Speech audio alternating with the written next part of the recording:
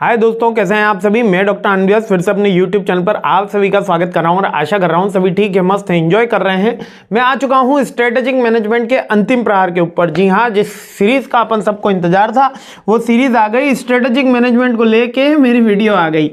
वापिस से 14 question total होने वाले हैं। स्ट्रेटेजिक मैनेजमेंट को थ्रू आउट अपन चेक करने वाले हैं कौन से मोस्ट इंपॉर्टेंट क्वेश्चन होने वाले हैं। और सबसे पहला पेपर भी है, 8 जनवरी से आपके एग्जाम बिल्कुल स्टार्ट है। अंतिम आपको एडमिट कार्ड बहुत ही जल्द आ जाएंगे, जैसे ही आएंगे उसकी भी सूचना मेरे इधर से मिल जाएगी। अभी नए साल की शुरुआत होने वाली है, लेकिन हमारे यहाँ पे स्ट्रेटेजिक मैनेजमेंट की शुरुआत होने वाली है। चलिए आगे बढ़ते हैं। तो स्ट्रेटेजिक मैनेजमेंट शुरू करने से पहले दो बातें एक बता देता हूं। एक, थोड़ा सा हमारा कैमरा चेंज हुआ है, तो हो सकता है अभी आपको कुछ वेयर एंड टेयर हो रहा हो, तो आप प्लीज फीडबैक मुझे ये दे दीजिएगा कि ये आपको वीडियो क्वालिटी सही लग रही है या नहीं लग रही है। सेकेंड पॉइंट ये है कि थर्ड सेमेस्टर का ऑनलाइन कोर्स यदि अभी किसी को ई बुक्स का बाय करना है, हार्ड कॉपीज तो आप तक पहुंचते 5-6 दिन लगेंगे, और वहां पे मेरे को लग रहा है कि कहीं ना कहीं अभी ट्रांसपोर्टेशन में टाइम लगेगा। बहुत सारी हार्ड कॉपीज ऑलरेडी हम सेंड कर चुके हैं, लेकिन ई बुक्स जो केवल घंटे भर के अंदर आपके जीमेल के ऊपर डिलीवर्ड हो जाएंगी, वो 7 ई बुक्स का सेट यदि कोई बाय करना चाहता है तो 799 उसकी प्राइस है, जिसके अंदर कंप्लीट 7 बुक्स का सेट है। ऑफिशियल जो लिंक है वो मैं डिस्क्रिप्शन बॉक्स में दे दूंगा, या आप हमारी वेबसाइट से भी चेकआउट कर सकते हैं। ठीक है, अभी तक 7 बुक्स सारे सब्जेक्ट को मिला के आ जाएगी। ठीक है, पहला मोस्ट इंपॉर्टेंट क्वेश्चन है अपना स्ट्रेटेजिक मैनेजमेंट का। वो एक ओवरऑल बेसिक क्वेश्चन है जो लगभग इससे एक क्वेश्चन बन ही जाता है। मतलब ये आपके इंटरनल में भी आता है, ये एक्सटर्नल में भी आता है। ये है, आपसे क्या पूछा जाएगा, या तो मीनिंग पूछ लेगा वो स्ट्रेटेजिक मैनेजमेंट का, है नेचर स्कोप पूछ लेगा। ज्यादा घबराने की बात नहीं, अगर आपने मीनिंग अच्छे से याद कर लिया तो नेचर स्कोप भी आपको अच्छे से याद हो जाएगा। मीनिंग क्या कह रहा है, स्ट्रेटेजिक मैनेजमेंट क्या कह रहा है। स्ट्रेटेजिक मैनेजमेंट एक प्रोसेस है, planning, implementing, evaluating strategies to achieve organisation long term goals.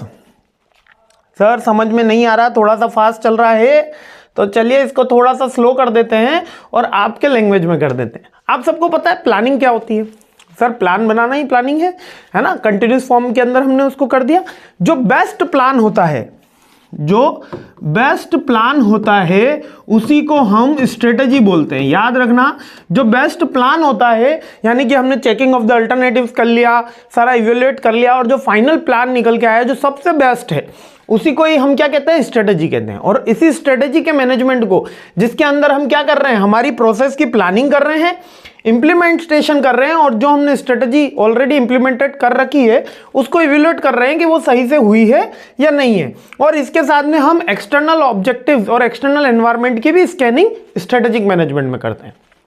In the nutshell, देखो पहला वीडियो है इसलिए मैं बेसिक से ही चल रहा हूं, इसलिए थोड़ा सा वीडियो लंबा होगा ही। ठीक है, बाकी जो सेकंड क्वेश्चन है इससे अपन थोड़ी स्पीड और पकड़ेंगे।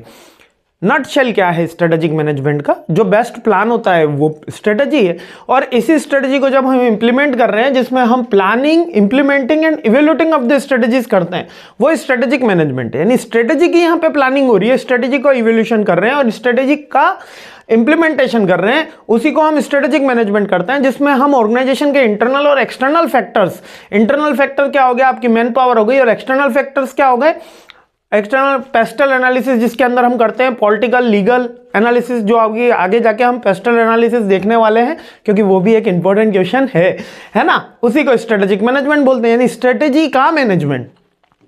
अब इसका नेचर आपको समझ में आ गया। ये स्ट्रेटेजी स्ट्रेटेजी का जो नेचर है वही स्ट्रेटेजिक मैनेजमेंट का नेचर है। जैसे कि ये गोल ओरिएंटेड होती है, ये डायनामिक होती है, यानी कि जैसे प्लान कभी भी चेंज हो सकता है, वैसे स्ट्रेटेजी कभी भी चेंज हो सकती है upon depend on the market. Next, ये फ्यूचर ओरिएंटेड होती है, हमेशा स्ट्रेटेजी कंटिन्यूस भी होती है और फ्यूचर ओरिएंटेड होती है, और इंटीग्रेटेड अप्रोच होती है। इंटीग्रेटेड अप्रोच लाइक के बिजनेस के गोल्स जो है, बिजनेस के ऑब्जेक्टिव हैं, उसके अकॉर्डिंग स्ट्रेटेजी बनाई जाती है, और ये एक डिसीजन मेकिंग के लिए टूल्स प्रोवाइड करती है। तो डिसीजन मेकिंग की प्रोसेस है। ठीक है, कौन से टूल्स हैं, वही mean, mode, median, ANOVA, testing, ये सभी स्ट्रेटेजिक मैनेजमेंट में पार्ट माने जाते हैं। अब स्कोप क्या है, स्ट्रेटेजी कहां से बनेगी, मिशन विजन से बनेगी आपकी, स्ट्रेटेजी बनेगी आपकी प्लानिंग से बनेगी, आपकी स्ट्रेटेजी बनेगी एनवायरमेंट एनालिसिस, इंटरनल या एक्सटर्नल एनालिसिस से, स्ट्रेटेजी का फॉर्मुलेशन हो जाता है, स्ट्रेटेजी का इंप्लीमेंटेशन और स्ट्रेटेजी का इवोल्यूशन करना, यानी उसको चेक करना, मॉनिटरिंग करना, स्ट्रेटेजी बनाना, इंप्लीमेंट करना, इवोल्यूशन करना, मिशन विजन और एनवायरमेंट एनालिसिस। क्लियर है, ये इसका स्कोप हो गया। नेचर भी आपको समझ में आ गया, स्कोप भी आपको समझ में आ गया, मीनिंग भी आपको समझ में आ गया। देखो समझ में आ रहा है तो एक बता देना कि सर समझ में आ रहा है, नहीं आ रहा है। काफ़ी दिनों बाद अपनी मुलाकात हुई है, थर्ड सेम वाले तो बोल रहे होंगे सर काफ़ी दिनों बाद मुलाकात हुई है। कुछ सब्जेक्ट्स के मेन वीडियोज़ भी बाकी हैं, यानी कि जो रिविज़न के वीडियोज़ हैं वो भी बाकी हैं, तो वो सब्जेक्ट वाले जैसे आईबी का कुछ बाकी है तो एक बार कमेंट कर देना ताकि मेरे नॉलेज के अंदर फिर से आ जाए। अब नेक्स्ट आता है इंपॉर्टेंस ऑफ स्ट्रेटेजिक मैनेजमेंट, यानी स्ट्रेटेजिक मैनेजमेंट की इंपॉर्टेंस क्या क्या है। अब अच्छी स्ट्रेटेजी बनाएंगे तो क्या होगा, अच्छी स्ट्रेटेजी बनाएंगे तो एक डायरेक्शन मिल जाएगा हमको, है ना, स्टैंडर्ड फिक्स हो जाएगा तो इंपॉर्टेंस परफॉर्मेंस अच्छे से हो जाएगी, हम नए चेंज अडॉप्ट कर पाएंगे, कॉम्पिटिटिव एडवांटेज तो मिलेगा ही मिलेगा क्योंकि हमारी स्ट्रेटेजी काफ़ी अच्छी है, इनोवेशन को हम एंकरेज करेंगे और सस्टेनेबिलिटी इंक्रीज होती चली जाएगी। आई होप क्लियर हो गया। बहुत सिंपल सी बात है कि एक अच्छी स्ट्रेटेजी बनाने से क्या पॉइंट है, अगर ये याद नहीं हो रहे तो सुनो और याद कर लो। Better planning, better coordination, better control. Better planning, better coordination, better control, 3 point याद हो गए। Better implementation, better motivation, provide feedback, sustainable advantage, give competitive advantage. 6 point हो गए, बहुत हो गया, अपना काम हो गया। चलिए इंपॉर्टेंस समझ में आ गई, नेचर स्कोप समझ में आ गया, तो अपना ये क्वेश्चन भी कंप्लीट हो गया। आई होप क्लियर हो गया। कहीं कोई डाउट हो तो feel free to comment. Camera के बारे में फिर से बताना कि कहीं कोई डिस्टर्बेंस तो नहीं है, और मस्त रहिए, खुश रहिए, मुस्कुराते रहिए। जय हिंद।